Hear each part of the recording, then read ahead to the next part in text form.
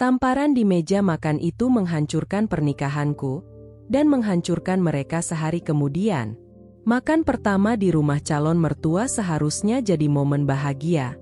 Tapi malam itu berubah jadi mimpi buruk. Di depan semua orang, ibuku ditampar. Dan kalimat itu, perempuan sial, tidak tahu mendidik anak. Detik itu juga, aku tahu, pernikahan ini tidak akan pernah terjadi. Dan mereka tidak tahu siapa yang sedang mereka hina. Halo semuanya, semoga kalian selalu diberi kesehatan dan rezeki yang lancar dimanapun kalian berada. Terima kasih sudah mampir di channel ini.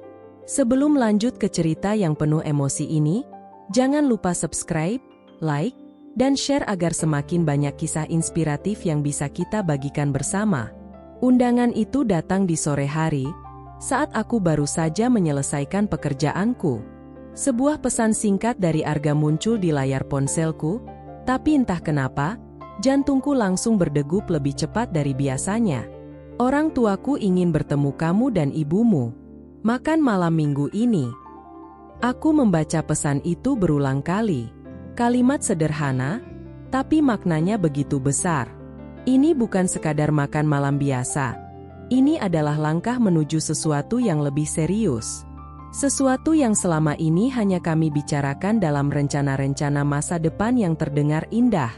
Aku duduk diam beberapa saat, menatap layar ponsel yang mulai meredup. Perasaan campur aduk memenuhi dadaku. Senang, gugup, harap, dan sedikit takut. Bukan karena aku tidak siap, tapi karena aku tahu, pertemuan ini bisa menentukan arah hidupku selanjutnya. Dari dapur, suara ibuku terdengar lembut memanggil namaku. Aroma masakan sederhana memenuhi rumah kecil kami, aroma yang selalu membuatku merasa pulang, seberapa jauh pun aku melangkah. Kenapa diam saja? Tanya beliau sambil keluar membawa piring. Aku tersenyum, mencoba menahan perasaan yang membuncah. Bu, keluarga Arga mengundang kita makan malam. Ibuku berhenti sejenak. Matanya membesar, lalu perlahan berubah menjadi hangat. Ada kebahagiaan yang begitu tulus di sana, kebahagiaan seorang ibu yang melihat anaknya melangkah ke fase hidup berikutnya.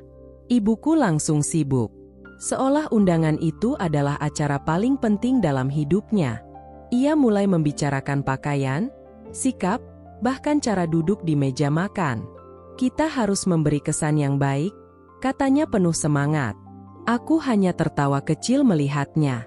Sudah lama aku tidak melihat beliau seantusias ini. Sejak ayah meninggal, ibuku jarang menunjukkan ekspresi secerah itu. Melihatnya seperti ini, membuatku sadar, undangan itu bukan hanya penting untukku, tapi juga untuknya. Ini tentang harapan. Tentang masa depan yang mungkin akan lebih baik. Malam itu, ibuku bahkan membuka lemari lama yang jarang disentuh. Ia mengeluarkan beberapa pakaian terbaiknya, yang sebenarnya sederhana, tapi selalu ia rawat dengan penuh cinta. Menurutmu yang ini cocok? Tanyanya sambil menunjukkan sebuah blus rapi yang sudah lama ia simpan. Aku mengangguk. Ibu selalu terlihat cantik. Ia tersenyum malu.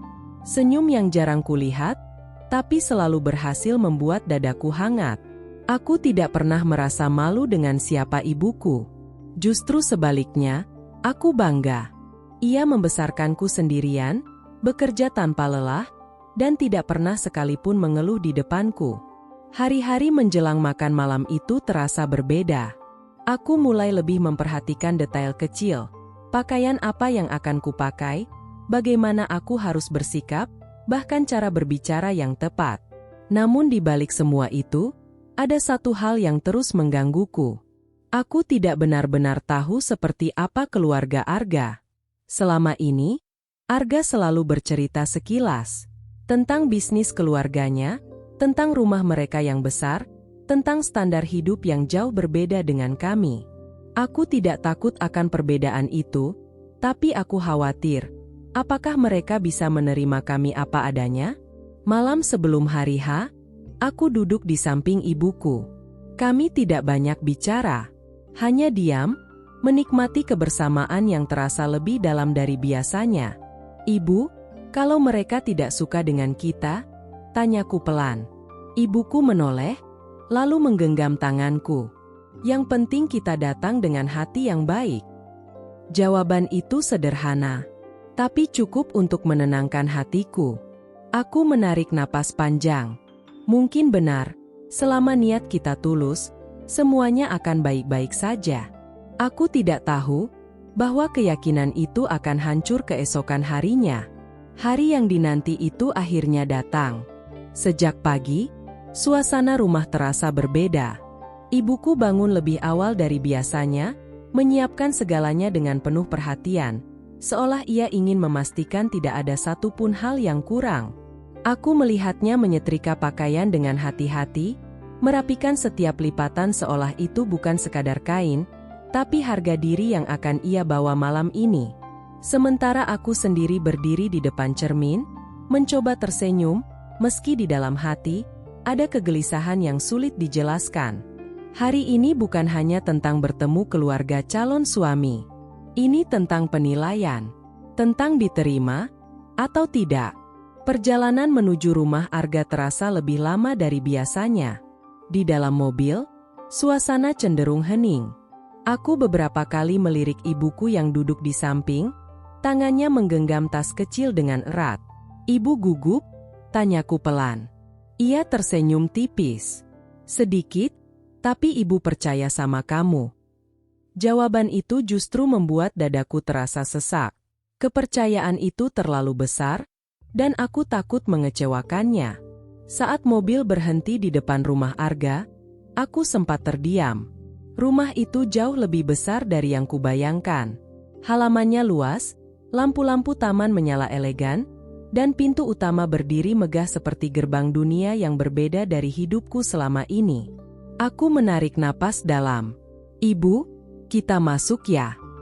Ibuku mengangguk, meski aku bisa melihat sedikit keraguan di matanya. Kami melangkah bersama. Pelan, tapi pasti. Pintu terbuka, dan Arga menyambut kami dengan senyum lebar. "Kalian akhirnya datang," katanya hangat. Namun kehangatan itu tidak bertahan lama. Di belakangnya, berdiri seorang wanita dengan tatapan tajam.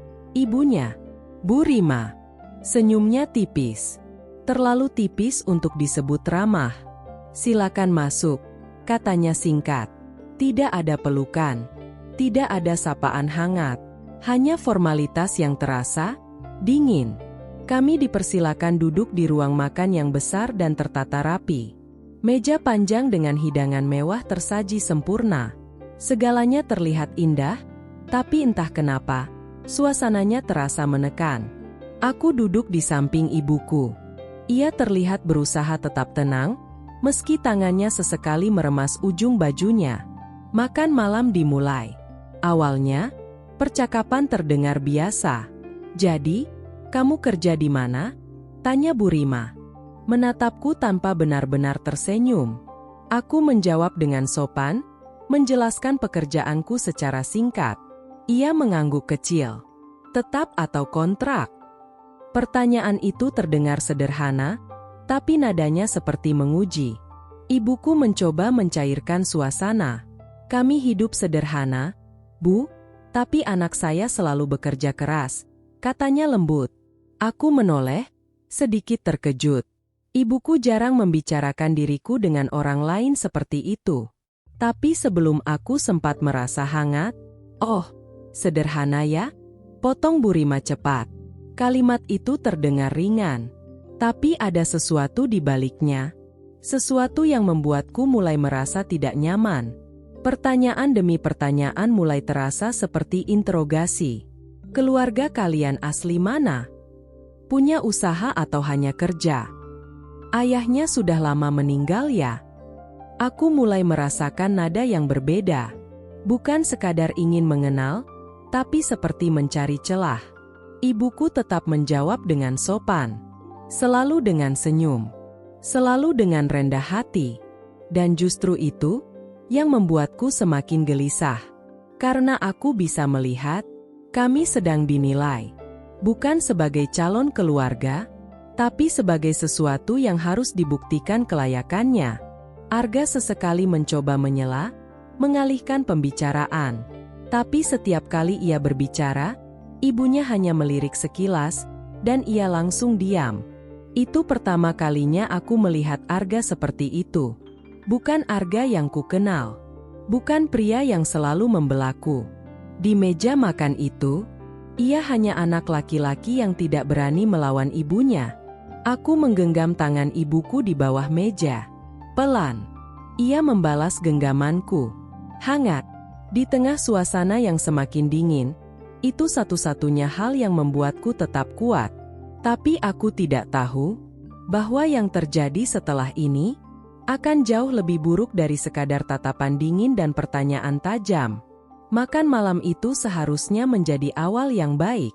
Setidaknya, itulah yang terus kuyakinkan dalam hati sejak kami duduk di meja itu. Namun semakin lama, suasana justru terasa semakin menekan. Tidak ada tawa, tidak ada kehangatan. Yang ada hanya suara sendok dan garpu yang beradu dengan piring, dan tatapan-tatapan yang seolah terus menilai kami tanpa henti. Aku mencoba tetap tenang. Demi ibuku, demi hubungan ini. Tapi ada batas yang bahkan kesabaran pun tidak bisa menahannya. Ibuku, seperti biasa, berusaha bersikap sebaik mungkin. Ia makan dengan hati-hati, sesekali tersenyum ketika ada yang berbicara, meski sebenarnya percakapan itu lebih sering terasa seperti ujian daripada obrolan. Aku tahu ia gugup. Tangannya sedikit gemetar saat mengambil gelas. Matanya sesekali melirik ke arahku, seolah mencari kepastian bahwa semuanya baik-baik saja. Dan setiap kali itu terjadi, aku selalu membalas dengan senyum kecil. Meski sebenarnya, aku sendiri mulai tidak yakin. Lalu, kejadian itu terjadi. Sederhana. Sangat sederhana. Ibuku tanpa sengaja menyenggol sendok di tangannya. Sendok itu jatuh. Ting! Suara kecil itu menggema lebih keras dari seharusnya di ruangan yang terlalu hening. Semua mata langsung tertuju padanya. Ibuku langsung panik. Maaf, katanya pelan sambil buru-buru mengambil sendok itu. Aku bahkan belum sempat berkata apa-apa, ketika tiba-tiba, plak, suara itu begitu keras, begitu nyata, seolah waktu berhenti di detik itu. Aku membeku, mataku langsung tertuju pada ibuku. Pipinya memerah, tangannya memegang wajahnya sendiri. Matanya berkaca-kaca, penuh keterkejutan dan rasa sakit yang tidak bisa ia sembunyikan. Perempuan sial. Suara Bu Rima memecah keheningan yang menyesakan. Tidak tahu mendidik anak, bahkan di meja makan saja tidak punya etika. Setiap katanya seperti pisau, tajam, tanpa ampun. Aku tidak langsung bereaksi. Bukan karena aku tidak marah, tapi karena aku tidak percaya. Ini nyata? Ini benar-benar terjadi di depan mataku? Aku menoleh ke arah Arga. Dia diam. Hanya duduk. Menatap ibunya, lalu menunduk. Tidak ada kata. Tidak ada pembelaan. Dan di detik itu, sesuatu dalam diriku hancur. Bukan hanya karena ibuku ditampar, tapi karena orang yang seharusnya berdiri di sampingku memilih diam. Ibuku mencoba tersenyum, meski jelas ia kesakitan. Maaf, saya tidak sengaja, katanya pelan, hampir berbisik. Dan itu membuat dadaku terasa semakin sesak. Kenapa dia yang minta maaf? Kenapa dia harus merendahkan dirinya? Setelah diperlakukan seperti itu, tanganku mulai gemetar. Amarah yang sejak tadi kutahan, perlahan naik ke permukaan. Aku berdiri. Kursiku bergeser keras, memecah suasana yang sudah hancur. Cukup. Suaraku tidak keras, tapi cukup untuk membuat semua orang terdiam. Aku menatap Bu Rima. Langsung, tanpa ragu. Ini makan malam, atau penghinaan? Ruangan itu sunyi. Tidak ada yang berani berbicara. Aku melanjutkan, suaraku kini bergetar, bukan karena takut, tapi karena menahan emosi yang sudah tidak bisa dibendung lagi. Saya datang ke sini dengan hormat. Aku menggenggam tangan ibuku. Tapi kalau ibu saya diperlakukan seperti ini, aku menarik napas dalam. Pernikahan ini selesai. Kata-kata itu keluar begitu saja, tanpa rencana, tanpa keraguan. Dan di detik itu, hidupku berubah selamanya. Ruangan itu seakan kehilangan suara. Tidak ada yang bergerak, tidak ada yang berbicara. Keputusan yang baru saja kuucapkan menggantung di udara. Berat, tajam, dan tak bisa ditarik kembali. Aku masih berdiri, menggenggam tangan ibuku erat. Aku bisa merasakan getarannya, bukan hanya karena rasa sakit di pipinya, tapi juga karena situasi yang tiba-tiba berubah begitu drastis. Namun kali ini, aku tidak akan diam. Cukup sudah. Arga akhirnya berdiri. Kamu serius? Suaranya terdengar tidak percaya. Aku menoleh pelan. Mataku menatapnya lurus, tanpa ragu, tanpa keraguan yang dulu selalu ada saat aku berhadapan dengannya. Lebih serius dari apapun dalam hidupku.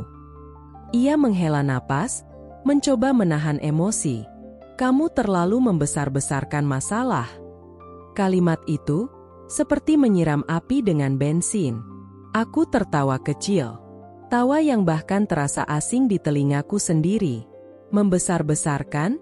Ulangku pelan. Ibumu menampar ibuku di depan semua orang. Arga mendekat, suaranya mulai meninggi.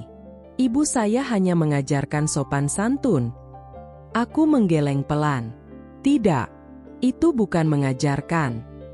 Aku menatap Bu Rima sekilas, lalu kembali ke Arga. Itu merendahkan. Setiap kata yang keluar dari mulutku kini terasa semakin jelas. Semakin tajam. Bukan lagi sekadar emosi, tapi keputusan yang lahir dari kesadaran. Ayah Arga yang sejak tadi diam akhirnya angkat bicara. Sudahlah, ini hanya kesalahpahaman kecil. Tidak perlu sampai membatalkan pernikahan. Kesalahpahaman kecil? Aku hampir tidak percaya mendengarnya. Aku menatap mereka satu persatu. Wajah-wajah yang beberapa jam lalu ingin kuanggap sebagai keluarga, kini terasa seperti orang asing. Ibuku menarik pelan tanganku. Sudahlah, kita pulang saja, bisiknya lembut. Nada suaranya tidak marah, tidak juga menyalahkan. Justru itu yang membuat hatiku semakin perih. Aku menoleh padanya, melihat bekas merah di pipinya. Dan di detik itu, semua keraguan dalam diriku hilang. Aku kembali menatap keluarga itu. Kalian mungkin menganggap ini hal kecil. Suaraku tenang, tapi tegas. Tapi bagi saya, ini tentang harga diri. Aku menarik napas dalam. Dan satu hal lagi yang perlu kalian tahu. Semua mata tertuju padaku. Aku bisa melihat perubahan di wajah mereka, dari meremehkan, menjadi mulai waspada. Selama ini, aku melanjutkan semua investasi yang menopang bisnis keluarga kalian. Aku berhenti sejenak. Memberi ruang bagi kata-kata itu untuk benar-benar masuk. Itu berasal dari saya. Hening. Benar-benar hening. Seolah ruangan itu kehilangan udara. Wajah Bu Rima yang tadinya penuh arogansi, perlahan berubah. Matanya melebar. Apa maksudmu? Tanyanya. Suaranya tidak lagi setegas sebelumnya. Aku tersenyum tipis. Maksud saya jelas. Aku mengambil tas, menggenggam tangan ibuku. Mulai malam ini, semua itu akan saya tarik. Jangan bercanda. Arga berkata cepat, kini terdengar panik. Itu bukan keputusan kecil. Aku menatapnya untuk terakhir kali malam itu. Seperti yang kamu bilang. Aku tersenyum dingin. Ini bukan hal kecil. Aku berbalik. Langkahku terasa ringan, meski hatiku masih dipenuhi emosi yang belum sepenuhnya reda. Di belakangku, aku bisa mendengar suara mereka mulai ramai. Panik, tidak percaya. Tapi aku tidak menoleh. Aku membuka pintu rumah itu. Dan sebelum melangkah keluar, aku berhenti sejenak. Bukan karena ragu, tapi karena aku sadar. Begitu aku keluar dari pintu ini, tidak akan ada jalan kembali. Aku menggenggam tangan ibuku lebih erat. Yuk, Bu. Dan kami pergi, meninggalkan segalanya yang ternyata tidak pernah benar-benar layak untuk dipertahankan. Malam itu terasa sunyi, tapi bukan sunyi yang menenangkan. Sunyi yang penuh gema dari semua yang baru saja terjadi. Di dalam mobil, tidak ada percakapan. Hanya suara mesin dan napas yang sesekali terasa berat. Aku menyetir dengan fokus, meski pikiranku berputar tanpa henti. Bayangan tamparan itu terus muncul. Kalimat hinaan itu terus terngiang. Dan yang paling menyakitkan, bukan hanya apa yang mereka lakukan, tapi siapa yang memilih diam saat itu terjadi. Ibuku duduk di sampingku, menatap keluar jendela. Lampu-lampu jalan memantul di matanya yang masih basah. "Maaf ya," ucapnya pelan. Tanganku langsung mengerat di setir. "Bu, jangan bilang begitu. Tadi ibu membuat kamu malu." Aku langsung menggeleng keras. "Tidak." Suaraku tegas, hampir bergetar. Yang memalukan itu mereka, bukan ibu. Ibuku terdiam. Dan di dalam diam itu, aku tahu luka itu belum hilang. Sesampainya di rumah, aku membantu ibuku masuk. Rumah kecil itu terasa jauh lebih hangat dibandingkan rumah megah yang baru saja kami tinggalkan. Ibuku duduk perlahan di sofa. Aku mengambil air hangat dan menyerahkannya. Ia tersenyum lemah. "Kamu tidak perlu melakukan apa-apa lagi. Kita cukup menjauh saja dari mereka." Aku duduk di sampingnya, menatap wajahnya yang masih menyimpan bekas kejadian tadi. Dan di detik itu, aku tahu, menjauh saja tidak cukup. Aku menggenggam tangannya. "Bu, kali ini, aku tidak akan diam." Ibuku menatapku, ada sedikit kekhawatiran di matanya. "Kamu mau apa?" Aku menarik napas dalam, menghentikan semuanya. Aku masuk ke kamar, menutup pintu perlahan. Dunia di dalam ruangan itu langsung berubah. Dari emosi, menjadi fokus. Aku duduk di depan laptop, menatap layar yang selama ini menjadi bagian dari hidupku, tempat semua keputusan besar diambil. Tanganku tidak gemetar lagi. Tidak ada ragu. Aku membuka daftar kerjasama, kontrak, investasi. Semua yang selama ini, diam-diam menopang bisnis keluarga Arga. Satu persatu, aku mulai bergerak. Telepon pertama. "Ya, tarik semua dana dari proyek utama." Telepon kedua. "Hentikan distribusi. Mulai malam ini." Telepon ketiga. "Putuskan kerjasama. Tidak ada perpanjangan." Setiap kata yang keluar dari mulutku terasa seperti memotong satu demi satu fondasi yang mereka bangun. Dan aku tahu, mereka tidak akan siap menghadapi ini. Ponselku mulai bergetar. Nama Arga muncul. Aku menatapnya beberapa detik, lalu menolak panggilan itu. Tidak lama, panggilan masuk lagi. Dan lagi. Lalu pesan, "Kamu serius? Kita bisa bicara baik-baik. Jangan libatkan bisnis."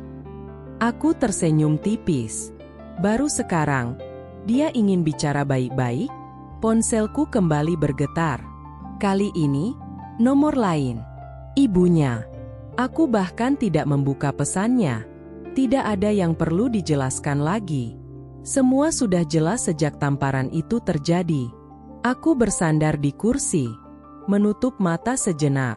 Bukan karena lelah, tapi karena akhirnya aku melakukan sesuatu yang seharusnya kulakukan sejak awal.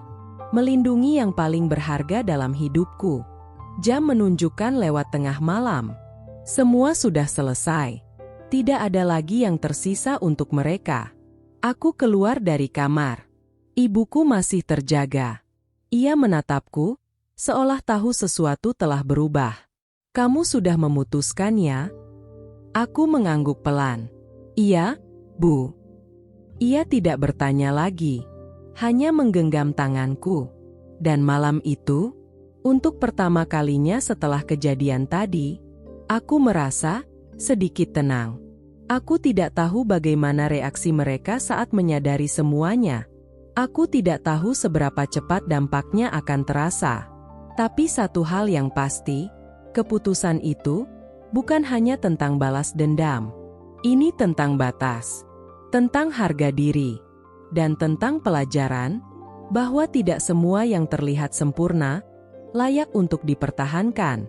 Pagi itu datang seperti biasa, matahari terbit, cahaya masuk melalui celah jendela, dan suara aktivitas mulai terdengar dari luar rumah. Tapi ada sesuatu yang berbeda. Bukan pada dunia di luar, melainkan pada diriku sendiri. Aku bangun dengan perasaan yang lebih ringan. Bukan karena masalahnya hilang, tapi karena aku tahu, aku sudah mengambil keputusan yang tepat. Aku keluar kamar dan melihat ibuku sudah duduk di ruang tamu, menyeduh teh hangat seperti biasanya. Wajahnya masih menyimpan lelah, tapi ada ketenangan yang perlahan kembali. "Pagi, Bu," sapaku lembut. Ia tersenyum. "Pagi, kamu tidur nyenyak?" Aku mengangguk. "Lebih nyenyak dari yang aku kira." "Kami tidak membahas kejadian semalam." "Tidak perlu. Kadang, diam justru menjadi cara terbaik untuk menyembuhkan." Namun ketenangan itu tidak berlangsung lama. Ponselku yang tergeletak di meja mulai bergetar. Sekali, dua kali, lalu terus-menerus tanpa jeda. Aku melirik layar. Puluhan notifikasi masuk.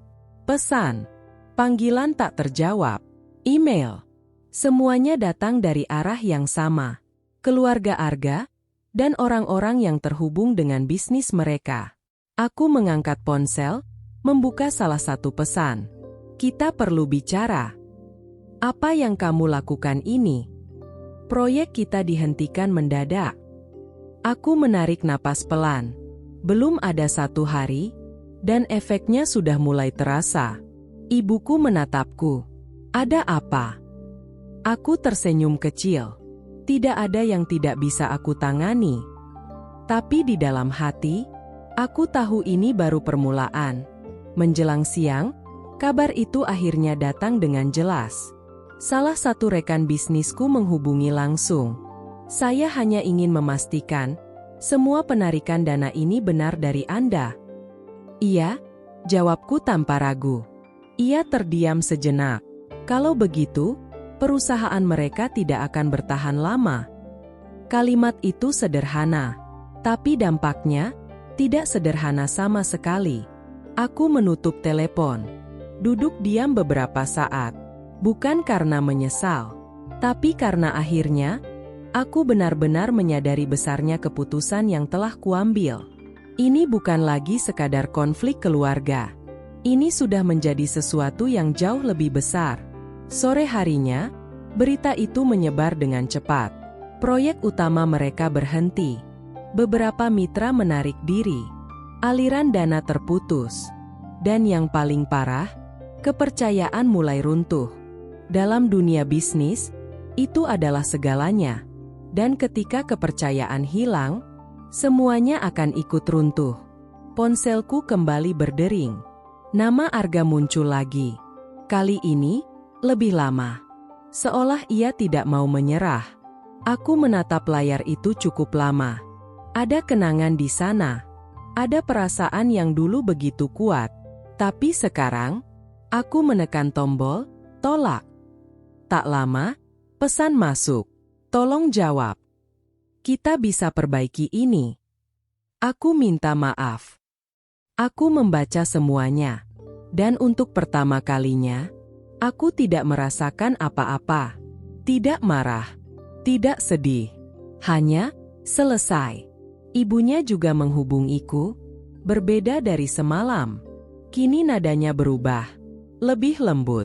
Lebih memohon. "Tolong jangan lakukan ini." Aku menatap pesan itu lama. Lalu mengunci layar. Beberapa hal tidak bisa diperbaiki hanya dengan kata, "maaf." Malam kembali datang. Hari yang terasa seperti 1 minggu itu akhirnya berakhir. Aku duduk di ruang tamu bersama ibuku.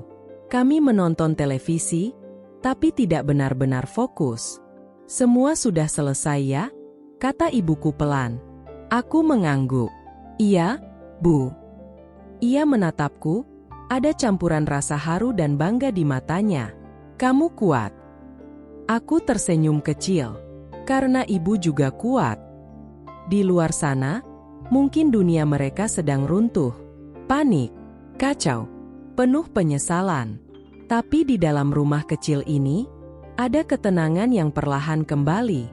Dan untuk pertama kalinya, aku tidak merasa kehilangan. Karena yang pergi, bukan sesuatu yang seharusnya aku pertahankan. Hari itu mengajarkanku satu hal penting. Kadang, satu keputusan berani bisa mengubah segalanya. Dan meski hasilnya tidak selalu mudah, setidaknya, aku tidak lagi berdiri di tempat yang salah. Beberapa hari setelah semuanya terjadi, hidupku mulai kembali ke ritme yang lebih tenang. Tidak ada lagi telepon bertubi-tubi. Tidak ada lagi pesan mendesak. Seolah dunia yang sempat gaduh itu perlahan menjauh. Aku kembali bekerja seperti biasa. Menjalani hari-hari tanpa bayangan masa lalu yang terus menghantui. Tapi jauh di dalam hati, aku tahu, cerita ini belum benar-benar selesai. Pagi itu, suasana rumah terasa damai. Ibuku sedang menyiram tanaman di depan rumah, sementara aku menyiapkan kopi di dapur. Cahaya matahari masuk dengan lembut, menciptakan suasana hangat yang sudah lama tidak kurasakan. Aku menarik napas panjang. Tenang. Sampai akhirnya, tok tok tok. Suara ketukan pintu memecah semuanya. Aku berjalan menuju pintu. Perasaan aneh tiba-tiba muncul. Seperti firasat bahwa sesuatu akan terjadi. Saat pintuku buka, aku terdiam. Di depan sana, berdiri mereka. Arga, ayahnya, dan Bu Rima. Penampilan mereka berbeda. Tidak lagi rapi dan penuh percaya diri seperti malam itu. Wajah mereka terlihat lelah, pucat, dan untuk pertama kalinya, aku melihat sesuatu yang tidak pernah kulihat sebelumnya di mata Bu Rima. Kerendahan. "Apa yang kalian inginkan?" tanyaku datar. Tidak ada senyum. Tidak ada basa-basi. Hanya jarak yang jelas antara aku dan mereka. Bu Rima melangkah maju.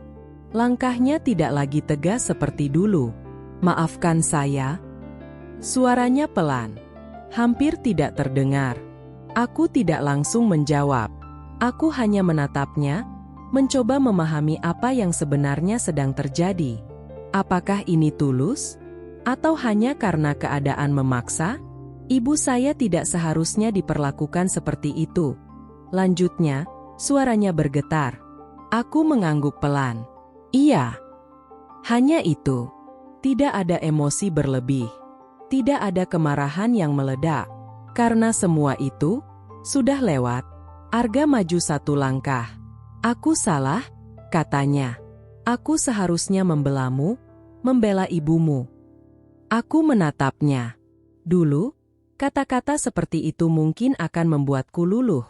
Tapi sekarang, semua terasa berbeda. "Aku masih mencintaimu," lanjutnya pelan. Kalimat itu menggantung di udara. Dulu, itu adalah kalimat yang selalu ingin ku dengar. Sekarang, aku hanya menarik napas pelan.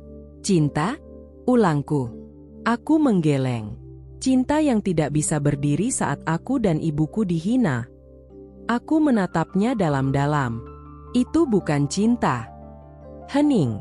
Tidak ada yang bisa membantah. Karena mereka tahu, itu benar.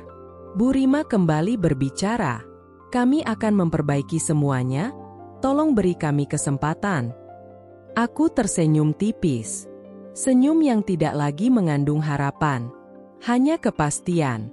Tamparan itu, kataku pelan, bukan hanya mengenai pipi ibu saya.